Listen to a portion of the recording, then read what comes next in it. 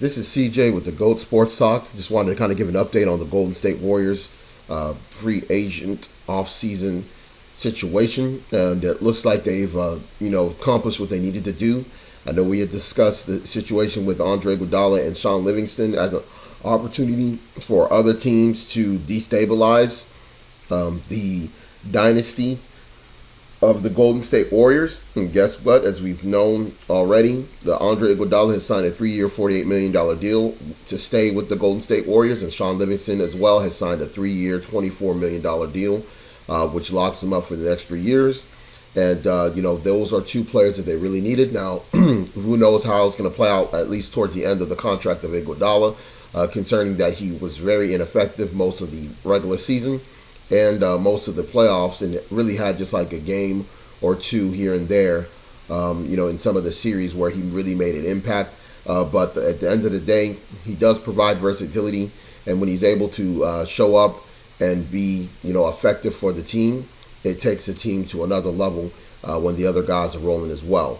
Now, of course, under the news that slipped up, nobody really saw it. David West did sign a 1-year deal for $2.3 million. It does give them some depth in the front court, a guy that's a veteran who can hit the 15-footer. And, he pretty much is not going to play, he's not going to make many mistakes. He plays pretty much mistake-free basketball. And ultimately, their front court is really not something that they want to put a lot of their money on. Really, they're putting a lot of money on their perimeter players, which is their bread and butter. And, of course, we know about the deal with Steph Curry for 5 years, $201 million, which was to be expected. And, of course, the news coming out, of course, yesterday that Kevin Durant signed a 2-year, $53 million deal, the second year being a player option. He basically took about a $9 million, pay cut. And really, to be honest, that was really more of a tax situation. I know a lot of people are arguing about, he did that to help the team. No, they had the rights to him. They had the bird rights to him. He could have signed any kind of deal. They could have went over the cap with whatever he signed regardless. That deal was not to help save the other players because, one, all the other players signed before he did. He was the last person to sign his deal. And his deal, by not taking the full max, actually just helps the owners with their tax. That's pretty much what it is. And anybody saying otherwise doesn't know how these salary caps work. Okay? So he took that deal. Of course, we know he signed the big Nike deal. Maybe he doesn't care as much from a principal standpoint as far as with the owners, the billion-dollar owners, and the million-dollar players. This is exactly what the owners want, is these type of situations to occur.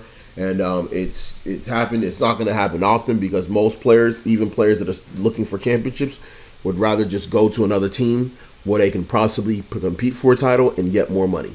In this situation, he already had said it out in public that he was going to take a cut. So people really shouldn't be surprised that he would take a pay cut and be vastly underpaid. I mean, there's many other players getting paid more than him, in this league right now. Players that are, barely all-star players or not even having even made an all-star team are going to be making more money than he is this upcoming season. So at the end of the day, that's what he wanted. He wanted that ring, and he wanted to fit in a team that already was tied up with major contracts.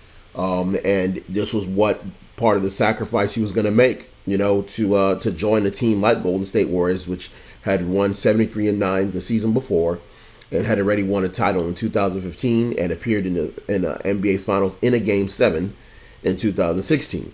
So this is what he would have to do, and he did it. Maybe he's going to opt out of his deal at the end of the season. If certain things work out with the salary cap moving up, maybe he'll be able to get that big extension that he's looking for.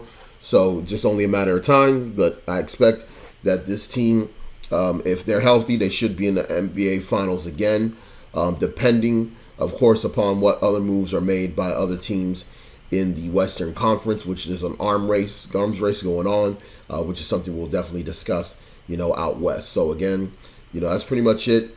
We know, again, update on the news. Kevin Durant signs a 2-year extension worth $53 million.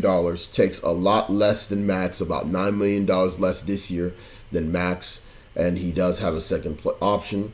The team pretty much is back. Really, their main players in their team, and they've identified them as well as the most important players, have been locked up. Of course, we know Klay Thompson and Draymond Green are already in their deals. So, I mean, this pretty much is going to be the continuation, at least for another 3 years. They have a team that is going to be competitive, definitely championship caliber. So we'll see what happens, man. And that's it. We'll definitely discuss some other topics later on.